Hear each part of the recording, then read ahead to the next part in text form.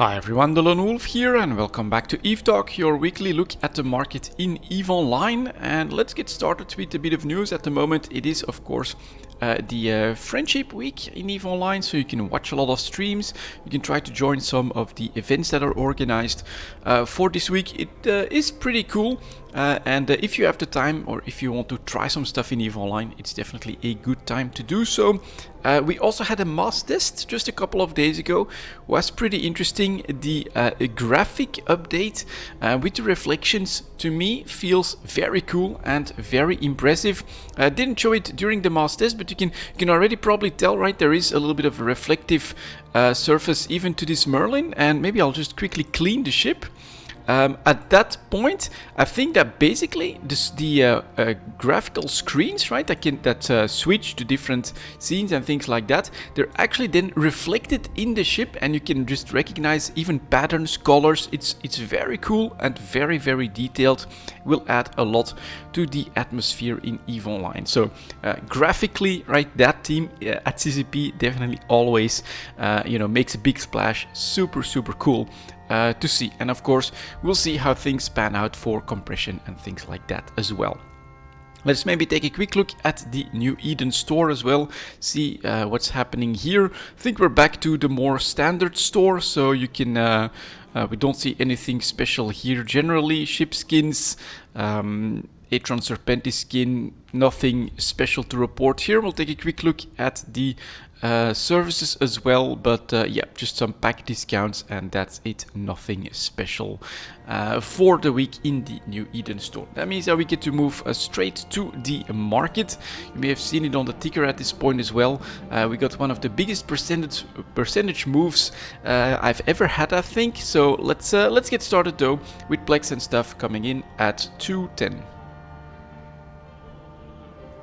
There we go, and let's start with plex that I think on the ticker went down a little bit, but will still be in our sideways movement, yeah, a little bit as expected, although we're seeing maybe a little bit more volatility. We're at a slightly higher place than we've been about a month ago, and we're basically increasing the Donkian channel at this point, although I'm not showing it on the chart itself. So the range does seem to be going up a little bit, but we are pretty much sideways above 2.75 million on average on the chart. Sellers in GDA coming in at 2.95 million, buyers just below 2.8 million. I think that's maybe a little bit more margin than what we're used to.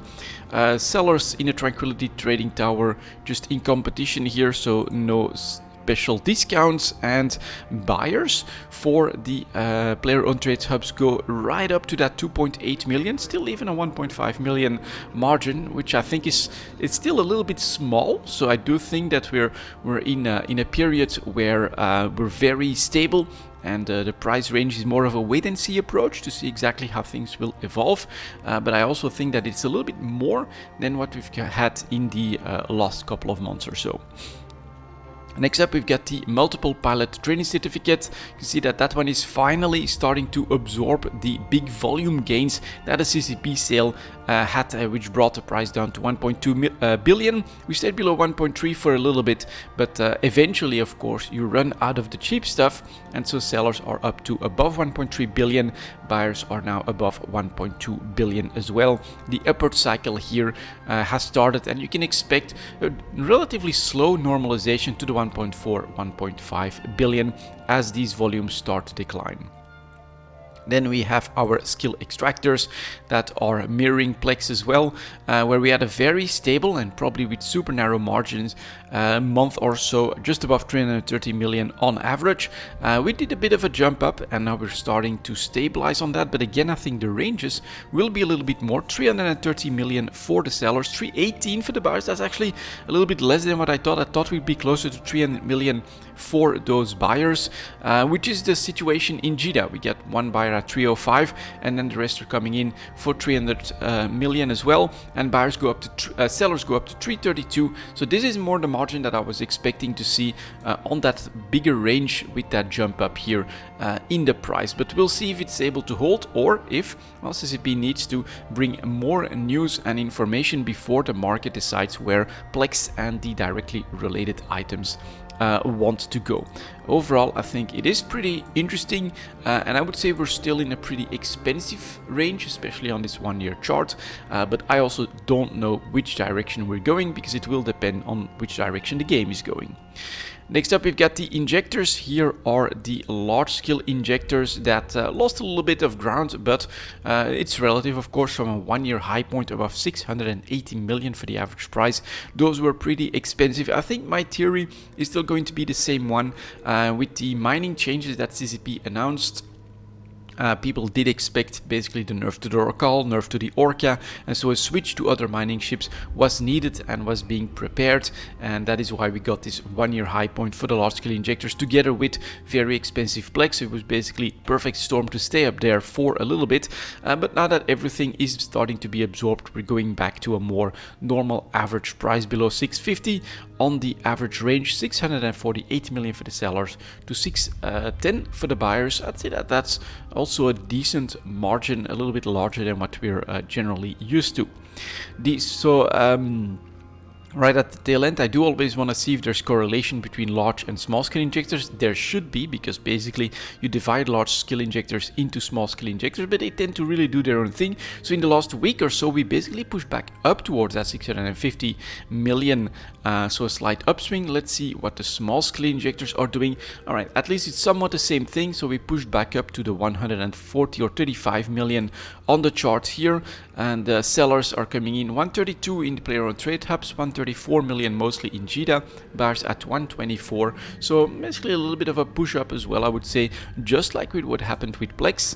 That one moved up, so the skill extractors had a bit of a bump that's being absorbed, and then the large scale injectors actually had a reverse bump that is now normalizing, probably on those slightly more expensive materials prices, you could say, not the skill points, but of course the extractors and thus the Plex. We still have the daily alpha injectors that are breaking 45 million ISK. To me, what's really interesting is that we clearly have a CCP intervention. Once we broke 50 million, a sale for daily alpha injectors pushed us down below 40 million, and we managed to stay there for 1.5 months or so. Very, very stable. And I think this will coincide with the Doctor Who event, where CCP basically introduced the game to a completely different part of the game, which maybe had some players stick around as an alpha, as a free-to-play player. And at this point, we have basically another rush up to 45 million, and that could be because CCP is working and starting to advertise, and we're actually probably starting to see videos and things like that on more new player experiences that are focused now on mining and industry, which is the way I started the game as well, which is I think the way a lot of more care bearish solo players tend to start the game. So I think it's in the right direction. It does mean that daily alpha injectors are now selling for 47.5 million. Buyers are up to 43 million as well, which means that for your daily cycle you almost have to make 50 million at this point in order to give your free-to-play character that daily alpha injector. Next up, we have the hypercores that went back up, but are basically, in my opinion, in a wavy pattern on a wait and see around the 300,000 ISK range. It's 307 for most sellers, 294 for the buyers. So here, pretty narrow margin again. And this is really where the market is saying, well, sometimes we could see maybe inflation, but in general, it's like we don't really know where things are going. So we're just going to hover around that 300,000 ISK price range for hypercores. Next up, we have the mineral market coming in at 855. There we go. As always, we start with titanium that is seeing continued pressure, and we have some daily averages data points below 4.5 ISK. So we saw that last week we were holding on to 4.5 for the sellers, but now we've dipped below that, 446 for the sellers, for the buyers, excuse me, and sellers in JITA are coming in at, let's take a quick look at that, 458. So you are still selling above 4.5, but it's pretty clear in my opinion. We still have decent supplies here as well, with 240, 150 and 100 million, a few hundred million here towards the 470.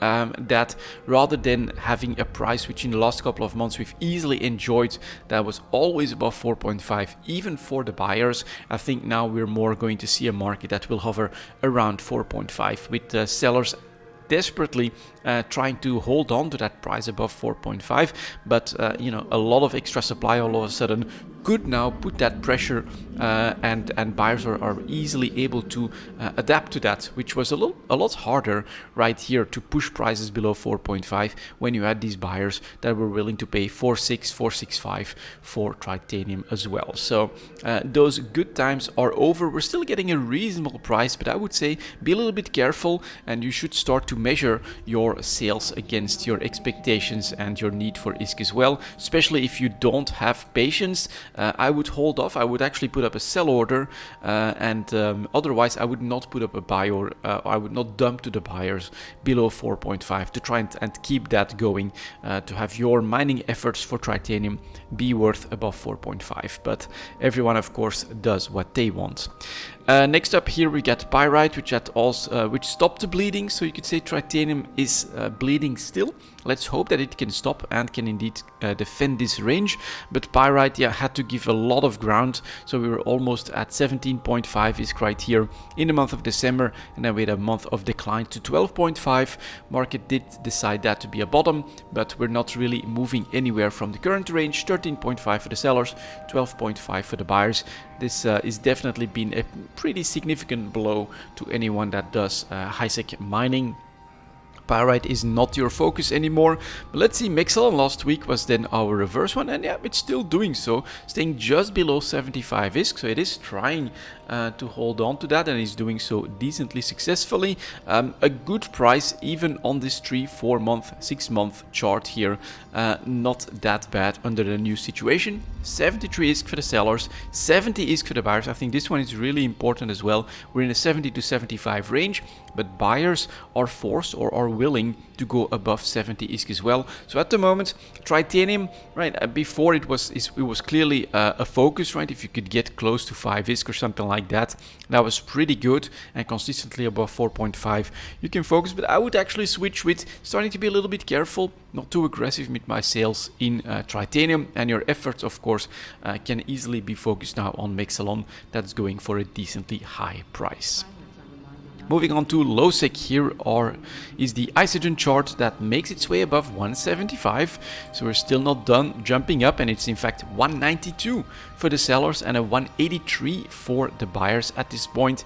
And this is really significant in my opinion, is that even the big sell orders, which I'm still considering to be those reserves, are dropping in volumes. We get 17 million here, 27 here, another 20, and another 20 down here at 207. We have to dig deeper and go to a 212 before we see a practically 100 million unit sell order come in, and then it's a 225 with a big one at 643. So the market is still pushing up against that, and I think it's still not over for those that are looking for cheap Isogen, because I think eventually we'll run out of this. The market is starting to realize that reality, that active supply demand is more in line with the below 10 million and maybe even a couple 100,000 as something that is doable to easily bring to the market, or relatively easily bring to the market. We will start to run out of them, and if maybe even push straight through this one at 212. I would not be surprised if a 220 plus price is on the books. Not super soon, but is possible on the longer term, as something that Isogen is actually worth because of how hard and how risky it is to actually produce it at the moment. Next here we've got Noxium, that's pretty stable at the current range. What is that current range?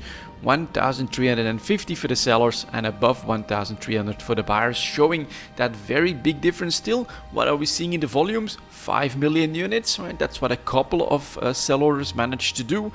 2 million units here, most of them are sub 1 million on the volumes. This is active supply demand, and of course you are going to get more Isogen than Noxium because it's easier to get more of it on a cubic meter than what you can get for Noxium. But 20 million, 100 million, no, that's pretty much out of the question. I think a 10 million range is what we can expect for the big volume sell orders in Isogen, and so that does mean that we still have some of these sell orders to go through, and then that would become like one of the bigger orders here, and that still in my opinion supports a higher price than what we're seeing at the moment, which is already quite significant, of course. 192 compared to 73 for Mexelon. That has completely restored itself. Low-sec is more risky, and so it should be far more expensive, but I think Isogen still has upwards potential even now. In the low-sec segment, we get a little bit of upwards pressure again for Zydrine, but not really willing to go above 1,000. 994 for the sellers, 957 for the buyers. So here, very interesting, really stable, right? The big difference between low-sec and null-sec is null-sec has far bigger groups, far more organized groups with well-oiled. Low-sec has that as well, but it's just the volume is far bigger, and that brings it a lot more stability with also like regular supply routes. And I think part of what they're producing will always be brought into the JITA market as they come here to buy and supply themselves as well. And so you've got these more established and larger trade routes that mean more stability.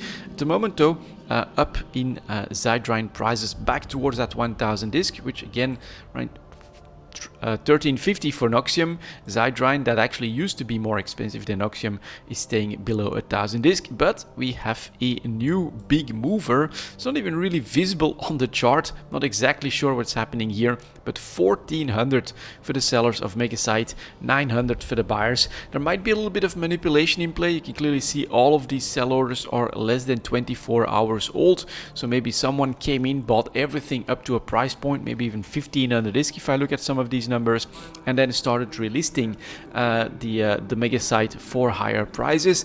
And we'll see how long this can last, but I'm especially curious. Obviously it will pull back from those sell prices, there will be competition coming in, but I am curious to see how Megasite is going to settle, at what price Megasite is going to settle compared to Zydrine. I do think there should be a stronger correlation than the 700 disc we've seen before.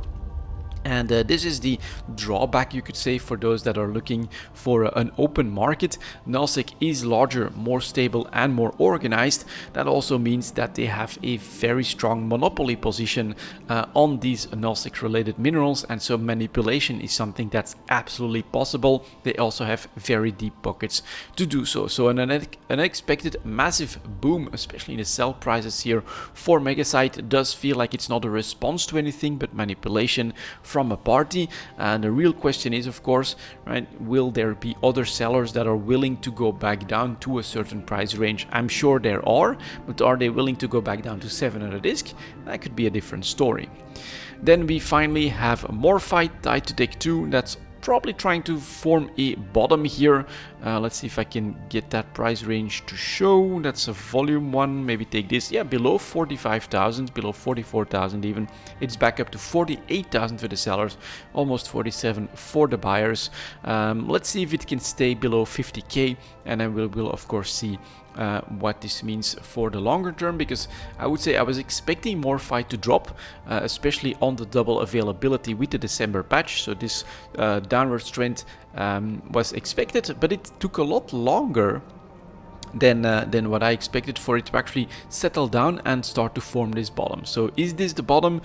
We've been here before at 50k, so perhaps we could still go even lower on even more potential supplies, but I think we will probably have absorbed that by now. I would not be surprised if a 45k plus price for Morphite becomes the reality and that we actually have a bottom here. We will of course see what happens in the upcoming weeks and months. Let's move on to PI then. That's coming in at 19 minutes. And there we go. Let's start with the broadcast notes as always. Alright, bit of a surprise bump up. Definitely big volumes, and then a price above 1.5 million I'm expecting for the sellers. Yeah, 1.8 million for the sellers, 1.2 million for the buyers. So that's definitely a 30% margin, or 50% compared to the buy price margin that's opened up here. A bit of surprise that there is this much volatility. It is from a bottom range, but perhaps this is speculation on CCP that has announced that they are going to look at, of course, the capital ship BPOs, at what it takes to actually produce them. PI is mostly on the crosshairs, I think, for what part of the BPOs or the blueprints are they going to mess with, and apparently some are expecting more demand because of that, but quite clearly the buyers are still very, very wary. Higher prices for the sellers, but a big margin that has opened up here on big volumes. I'd say there is a bit of speculation happening here. Construction blocks is plateauing above 8k, definitely not bad. The high range for the entire year. Historically still not a great price, 10,000 plus is a normal price for construction blocks, but 8.6 is a sell price we haven't seen in a long time, and 8.3 for the buyers does show, in my opinion, that buyers are starting to come back to this market, or perhaps that suppliers have started to dwindle, moving to other aspects of the game and perhaps other PI markets as well. Consumer electronics, same story, is back above 7,000 disc, definitely on the 1 year chart in sell territory. 8,000 for the sellers, 6.8 for the buyers, still not doing that great on the demand side, but a nice recovery in the last couple of months. Coolants had sparked his first ride, had this September recovery above 10k, which is back to its normal range, and look at that, able to defend that price range very easily. 12,300 for the sellers, 11,300 for the buyers. This is, from my historical perspective, a normal PI market, even in the good old days before the supply crunch, before the times of super plentiful availability of resources in the game. This is where I remember coolants being actually in an expensive place. So this is a great time, of course, for people that are producing coolants, have coolants in reserve like myself, and that can sell at these great prices. Then we got cryoprotectant solutions, so we get another bump up to 130 that is being absorbed at the moment. 110 now for the first seller, 110 for the buyers. I'll quickly reiterate the story. I think that there must have been some implants that dropped in the event in February as well, or implant BPCs or something like that, to spur this extra demand all of a sudden. But this is the pattern. We keep cryoprotectant solutions on the list. At first, it was expecting that CCP would come out with an implant announcement. I think the Edencom ships and their weapon system, same with the Triglavians, have it. So I think Edencom ships will eventually see an implant line. But what actually happened is that CCP added BPCs for implants to a loot table of one of the events, and that spurred this jump here, where you could have bought well below 100,000 disc and then sold at 120. And here we had another bump, so another sell opportunity. Correct me if I'm wrong, but I'm gonna assume that there are more BPC drops that have been added to a loot table somewhere in the event. Perhaps not in the regular high-sec stuff, but maybe in like the wormhole special event sites and things like that. So overall, very cool. Maybe it's even like compression, or maybe it's even expectation that compression implants and things like that will change and will need to be made. But at the moment we're on, back to 110 to a 110 for sellers and buyers, although 120 for most buyers, so we can push back up if we don't see a lot of extra supply. We're back in no man's land, which is actually the new range, or the normal average range for cryoprotectant solutions. Specialized PI above 100,000 is normal, is a good price. If you're able to buy below 100,000, historically that has always been a good deal. Now, in the current PI market, it's difficult to say that that's going to be across the board. We know robotics and Yukomi superconductors are way below this price range, but cryoprotectant solutions tied to implants does its own thing and does create opportunities. Enriched uranium, a little bit of a bump here that's been quickly absorbed. Are we above 10k? Yeah, that's actually impressive. Excuse me, I have to sneeze for a moment. Oh, Jesus. Sorry about that. But yeah, enriched uranium, 10,340, 9,500 for the buyers. Back, in my opinion, very close to its normal historical range. Still a little bit low. I think enriched uranium has historically been more expensive than coolant because it has a rarer planet where you can make it in a single go. But at the moment, back above 10,000 for the sellers is definitely good news for those that are looking to finally unload some of their PI efforts. Integrity response drones next. Still a bad chart, couple more months. Let's hope that we can get this to work. Seeing a little bit of pressure, but at a 175 million on the chart. And for the sellers, that's a reasonable price, I would say. 1.6 for the buyers, normal margin. Mechanical parts are shooting up. I'm not sure what's happening exactly, if anyone has more information, but this is another PI material tied to fuels that's making its way above 10,000. 10.2 for the sellers, 9,000 almost for the buyers. I think they will be forced up considering what's happening here on this move. Pretty impressive and great news for me, because I produce coolants and I produce mechanical parts and then something else that I can make on a single planet. Yeah, this is super nice, and another sell opportunity in PI that we haven't seen in a pretty long time. And then mechanical parts 10,200. I think that's historically its normal price as well. Very impressive. Nanites then, still not great. It's also refined, basically costing half of those. 5.8 for the sellers, 5.3 for the buyers, but it's doing all right on the 1 year chart as well, a little bit above average. Nano factories are climbing back to a 1 million range. All right, 1 million for the sellers, 850 for the buyers. You can see now that there is some demand here. Supplies are not that plentiful. Interesting, very interesting to see this move here. Organic mortar applicators, it's obviously not across the board for the advanced PI material, stuck on 700,000 for the sellers, 670 for the buyers. And now I actually have to drink for a moment, because my throat is starting to dry up.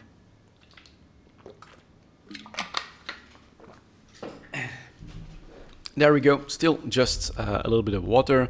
But yeah, this is quite a difference, right? Where our nano factories managed a very nice comeback. Organic mortar applicators are not moving anywhere. Recursive computing modules, also an annoying May data point, but clearly climbing out of the hole as well, and able to stay well above 1 million. 1.1 for the sellers, almost 1 million for the buyers. And demand is picking up here, pretty much across the board for PI, but even in some advanced moon materials were doing well. Robotics 70k for the sellers, 68,000 for the buyers, so still quite far away from the regular days of old. 100,000 for robotics was normal, so still 30% below that, but the margin is pretty small, I think, again showing stronger demand. Self-harmonizing power cores away from the bottom. Would have been great to see it back above 1.5. It's at 1.4. 1.4 for the buyers though. Look at that, really narrow margin. Again, showing stronger demand. Sterile conduits responding. 1.15 million for the sellers, 900,000 for the buyers. Still needs a little bit of time to catch up, but I think that's what's going to happen here. Yukomi superconductors, also specialized, 70k, is still 30% below their regular prices, but 73 for the sellers and 69,000 for the buyers shows again decently strong demand. And then the Whitware mainframe seeing some volume spikes, but 1.5 million to 142 million, so that's all okay. Very interesting. I am seeing that stronger demand in PI, and I do wonder if I think it was my theory as to why I was at first expecting PI to actually go up in price, is that while CCP is potentially going to nerf the amount of PI needed for constructing larger ships in order to make them more affordable, especially they mentioned dreadnoughts, if I'm not mistaken, so that, you know, dread bombs and things like that become economically possible. But I would say that, you know, in exchange for that, what you're actually going to see is more production, more ships being produced, and that actually demand could go up for these goods as a result of that. And maybe we're starting to see a little bit of anticipation on that in some of these advanced PI materials. But it is still a question, of course. If they nerf it too much, then of course the cheap PI materials become a reality, and it basically becomes almost inconsequential to the production of these large ships. On the other hand, if CCP gets the right balance, we could see higher prices, but also higher volumes, higher needs, because way more ships are being produced. It's going to be interesting to see what CCP actually does and how the PI market will respond. Next up, advanced moon materials, 2920. There we go. Let's get started. So the carbides, That's not good news for those that are looking for good prices. Continuing to go down below the 125 range, 118 to 113. I think, yeah, very pronounced 1 year low point. I have said last week, I think, that I would consider starting to buy carbides as they are at a 1 year low point. But I'm not sure if I actually mentioned it, but I should really do that. That I would always be careful, right? Buy in increments of, in this case, I would say money. Let's say that, you're very comfortable spending 100, 200 million, or something like that. That's what I would do. That's the way I would approach this, so that if something like this happens, we're a week later and we're even lower in price, you can spend that money again and you can lower your average buy-in. But this is a very pronounced 1 year low point. My theory is that this is on a stable nullsec with a lot of moon mining that has happened. I think we saw that from the economic numbers, where the advanced moon materials, especially the carbides, are crashing to 1 year low points on a lot of supply, which is helped, of course, by all of that stability. This could turn around not in a matter of days or weeks or on speculation, but probably on nullsec action, on wars and things like that. We have the titanium carbide for Caldari.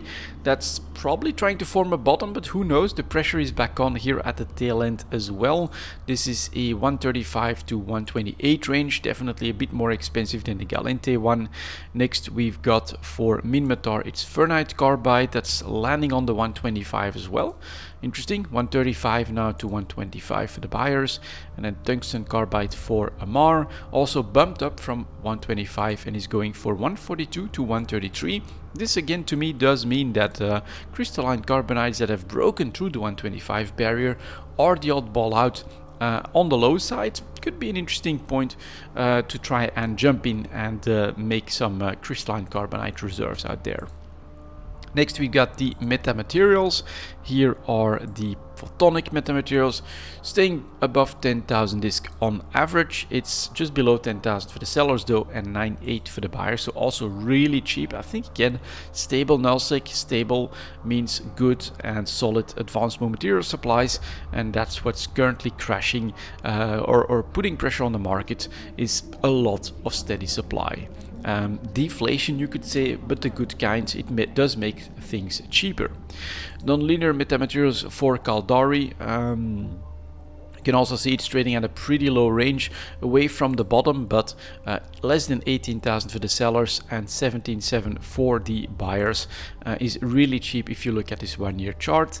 Then we've got Minmatar, which is plasmonic metamaterials, went below 15k. A little bit of buying happening here, but it's relative. 16.4 for the sellers, 15.4 for the buyers. First one with a decent margin here, so 16.4. Yeah, that's still well below average. And then we've got terahertz metamaterials for Amar, that is currently crashing towards the 1 year low point.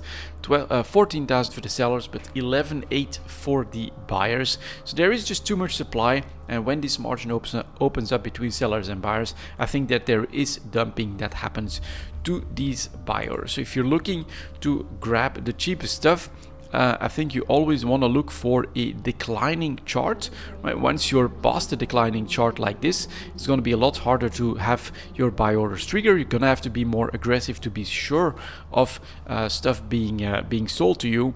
But yeah, that does again make crystalline carbonites right now look pretty interesting. We still have another segment for advanced moon materials. Here are some of the other fermionic condensates. A surprise jump. Let's see what this is about. Completely running dry. 100,000 for the sellers, 70,000 for the buyers. No idea where this is coming from. My guess, and this is really a guess, is some more market manipulation, just like with Megasite, someone making a move and trying to increase the average price. Honestly, in minerals, I think they might succeed. In advanced moon materials, I think they'll have a hard time. So I think we will see this chart crash back down very quickly, and that will play with the price below 70k relatively quickly here as well. We will see, of course, if I'm right or wrong on that, but I think the name of the game in minerals is different, but in advanced moon materials is just oversupply. Let's see what Ferrogel is doing. a little bit more what we're expecting, still well below 30,000 disc, 28 to 27. Fuller rides, right, clearly trading at around 700 or below, so not doing too great. Hypersynaptic fibers trading at the lowest range we've seen all year. Nano transistors dumping to 3,500 disc, less than that even for the sellers, 3,400 for the buyers. I'll be honest, I can't see this actually have a lasting effect. I think supplies will be plentiful and will just crush this very quickly. If any of the others are an indication.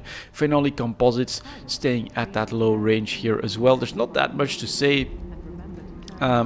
Let's see what we're talking here. 10,000 for pressurized oxidizers. It's one of those new ones, so we still need a little bit of time. This one is trying to land, reinforced carbon fiber trying to land on 10,000 a unit. And then we've got our ceramic fibers that are now trading below 300 disc, right? Lowest trade range in a year. So we'll see if I'm right or wrong on that. It's going to be interesting, but I think this is manipulation, and whoever did that, I think is making a bit of a mistake, because in order to make that happen, I'm assuming you have to buy everything up to 100,000 disc, and then hope that, just like with Megasite, you can settle the market at an higher average price so that you can make a profit out of it. But I think that here whoever has all of that stuff up to 100,000 disc is going to be left holding a lot of these fermionic condensates at these higher prices, while supply from other places is going to bring this back down to a price of 60-70k decently quickly. It's you know, definitely not a prediction or a certainty, but that's my read on the market here. Let's move on to the Take 2 ships at 36.15. There we go, and let's see what's happening here. So the Basilisk is going back to the low end of its range for sure. 183 for the sellers and 176, well below 180 million for the buyers. We're still in that mode. The good news, I would say, is that we played with 230 million here again. I'm not sure if we can build on this volatility. If we could, that would be great for people that are looking to trade in Take 2 ship markets, but my personal mode is still try to buy the really cheap stuff, and at the moment a basilisk below 180 million on this chart to me looks like a good jumping point. Don't expect you know, a couple of weeks out to have 230 sell price. You know, see these as more like medium to long term investments. That is still my mode, but we can hope, of course, on that increased volatility. Cerberus 5-day moving average below 200 million, lowest point for the entire year.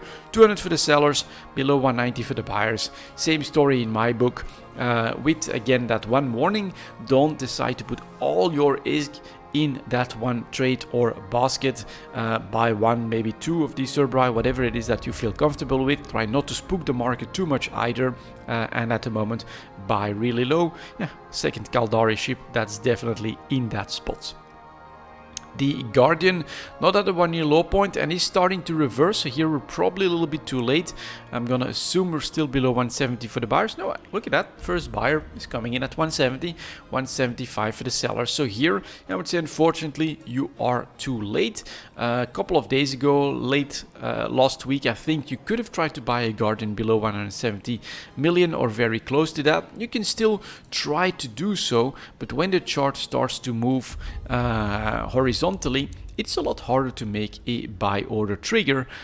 So you're unfortunately probably a little bit too late, but at the moment, yes, Guardians are also very cheap in my opinion.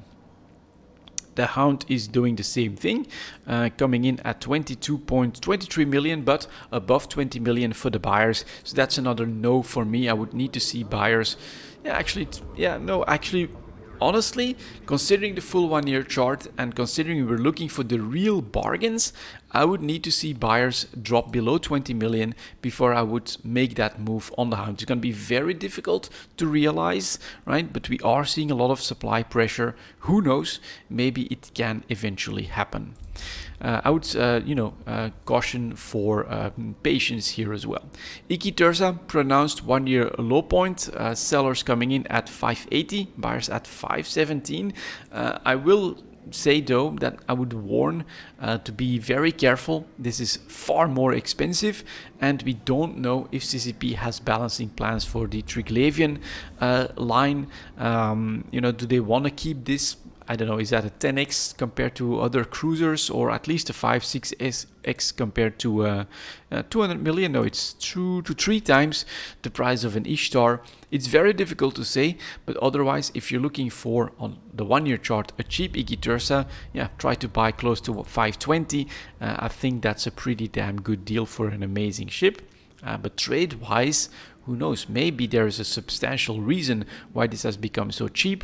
And you might be stuck with it for a long time if profit is what you're looking for.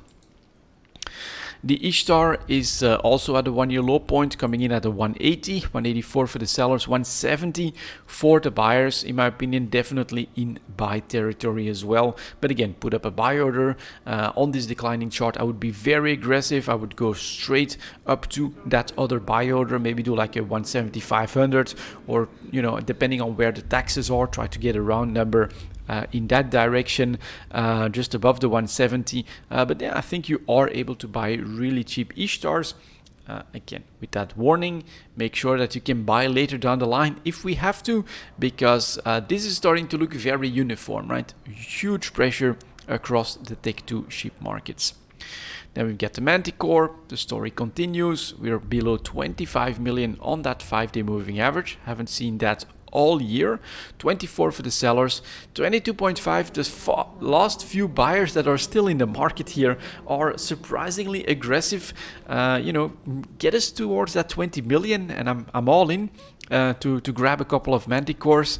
Unfortunately, that margin is now so low that I would prefer to jump in on a Cerberus, even on an Ishtar, than on a Manticore.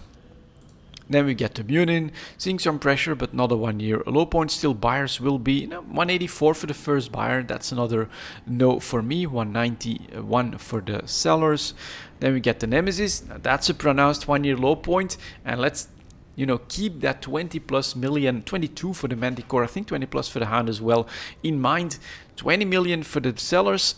18 million for the buyers. So if I had to choose at the moment for a stealth bomber to, make a couple purchases again for that longer term, definitely I would do a Nemesis. Why couldn't the Manticore see continued pressure and see buyers that start to play with 20 rather than 22 million? Same thing with the Hound, go below 20 million. I think it is possible. But we'll have to wait and see. Lots of pressure across the board in Tech 2 though, so I would say it's shopping time if that's what you're looking for as well. On Neros, sellers below 160, buyers at 151, also really cheap. I would say though, be very aggressive, buy one and stick with that. I would never do more than that because of the daily volumes, right? 25 a day, you never even really get there. So that's kind of terrible. And you might be stuck with it for a long time. Then we get the Panther. Let's see what that one's doing. A little bit of a bump, 1.15 billion, though it's still very reasonable. Buyers below 1.1. Yeah, buyers below 1.1, so still relatively cheap, I would say. And then we get the Purifier that's playing with 22.5 million here again as well. 24 for the sellers, 21.2 for the buyers. Same story in my opinion, get us closer to 20 million and I'm interested.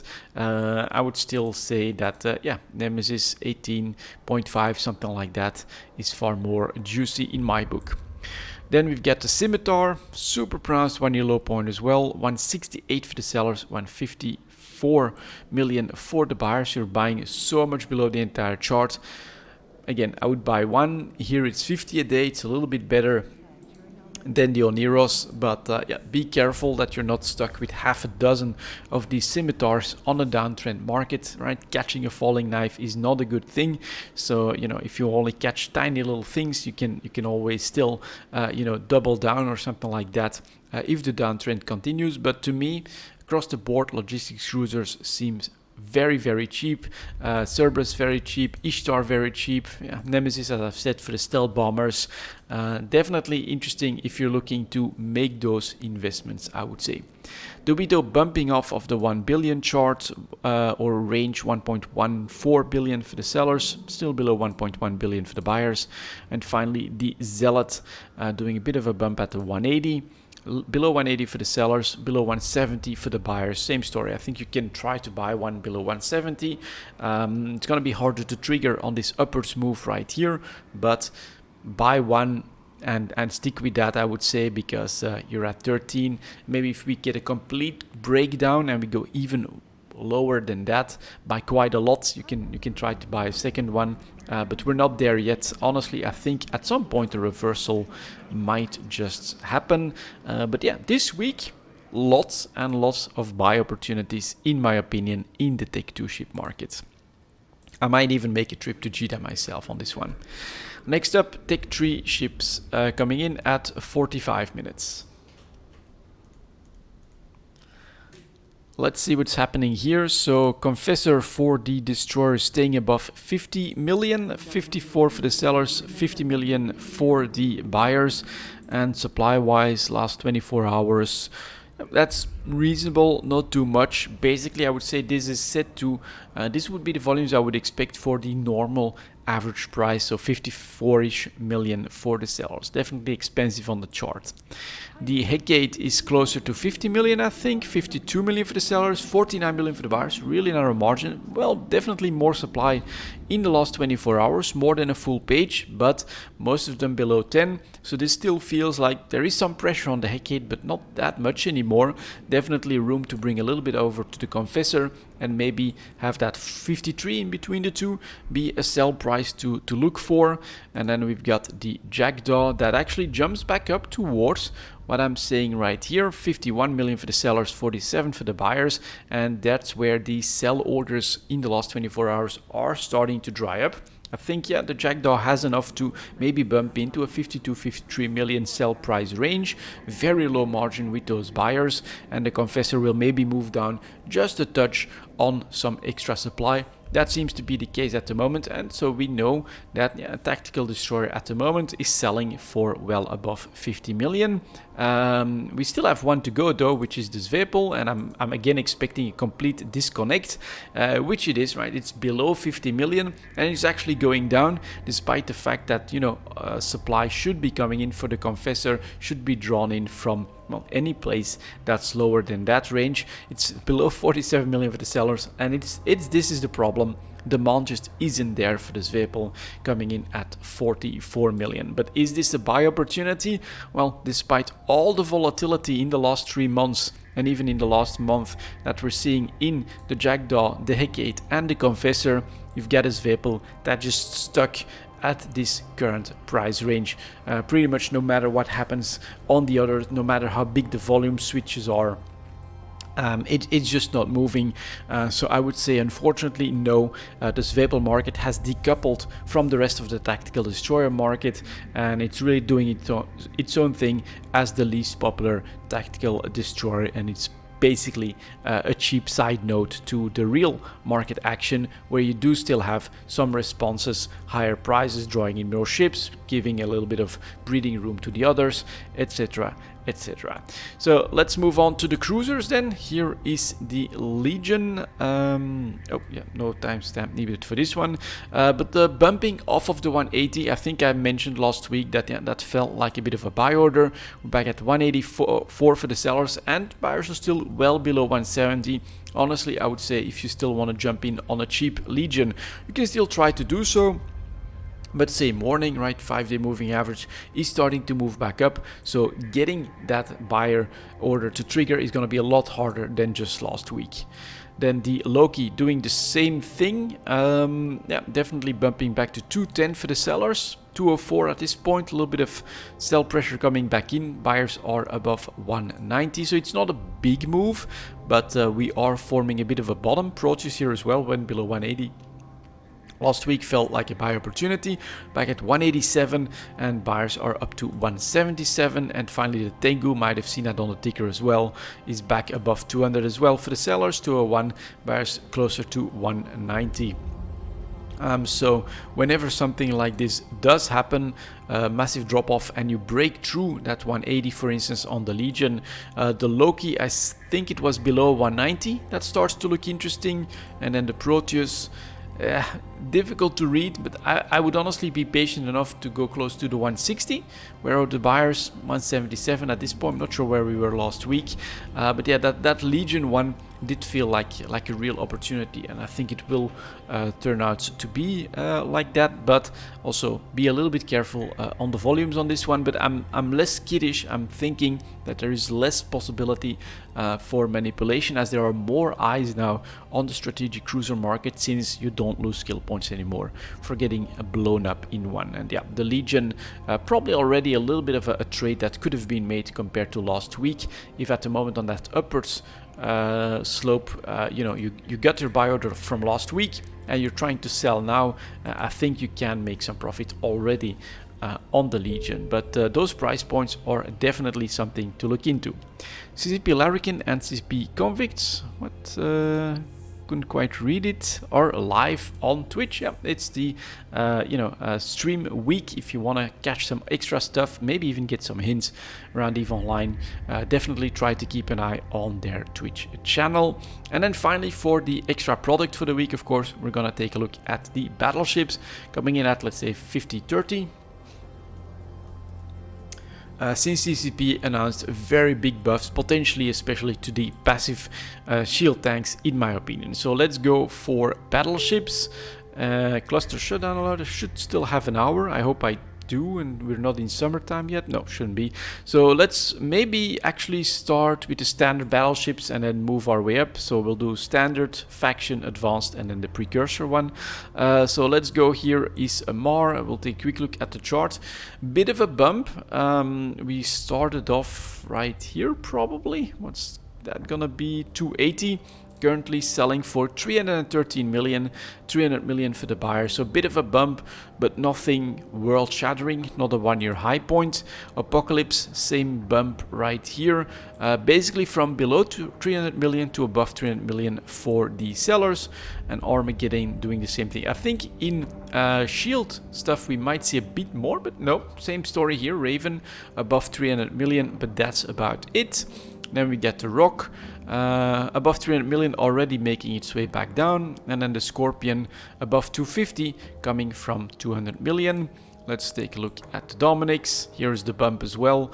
When above 300 million is making its way back down. Hyperion, pretty expensive. I think this one might just be very popular. Does it have like a lot of low slots, allowing to really take advantage of that. Let's see here, it does have 7 low slots, allowing it to probably take a lot of advantage from that buff, which is basically to HP, if I'm not mistaken, from one of the modules. And then we get the Megatron, that's also going well above 300 million. Hyperion above 300, yeah, actually selling for almost 400 million. One of the real winners of Tech 2, clearly the Hyperion. Then here we get the Maelstrom, that's also going for 380. Tempests up to 310-ish probably, yeah, 315, and then the Typhoon up above 300 million as well. So for take 1 we do have a move, but it's not a 1-year high point. It is relatively okay, except for a couple of exceptions, which to my surprise is not like the Raven. I thought the Raven, you could probably try to get a really nice and buffed up passive tank there, but it's actually the Hyperion, probably a nice PvP brawler, and then the Maelstrom, that are the big winners of the Tech 1 standard battleships, that are jumping up towards 400 million ISK from a price range below 300. Pretty impressive stuff. But let's see what's happening in the faction battleships next. Here are the pirate faction battleships. Barghest, no response. All right, 1.25 billion though. So very expensive battleship at above 1.2 billion, 1.2 for the buyers, 1.3 billion for the sellers. So maybe that one will move up a little bit. Macariel was already expensive, had a bit of a bump, but is still above 800 million, so that's relatively okay compared to the last couple of months. And Nestor, 1.5. definitely trading at the higher range, but no complete breakout. Bit surprised by that. Nightmare, I think that's a doctrine in Nullsec, so that one did manage to get to the high point of 1.4 billion and is staying there for now. Balgorn had a bit of a bump, but already back down to 700 million for the sellers. Rattlesnake, I'm expecting something here. Alright, here we do have a bump from a billion ISK to 1.25 billion ISK. That's quite expensive. We are coming back down a little bit, but the Rattlesnake is still above 1.2 billion for the sellers. To me, that makes sense. That was my first thought as well. You can make a crazy Rattlesnake with those buffs. And then we've got the Vindicator. That's actually not moving too much. I'm guessing that these ships don't use the module so much that's being massively buffed. Navy faction, let's take a quick look at that. Thunderchild, actually not much to report except that it is costing a billion ISK for one of these ships. Then we've got the Apocalypse Navy issue, 600 million.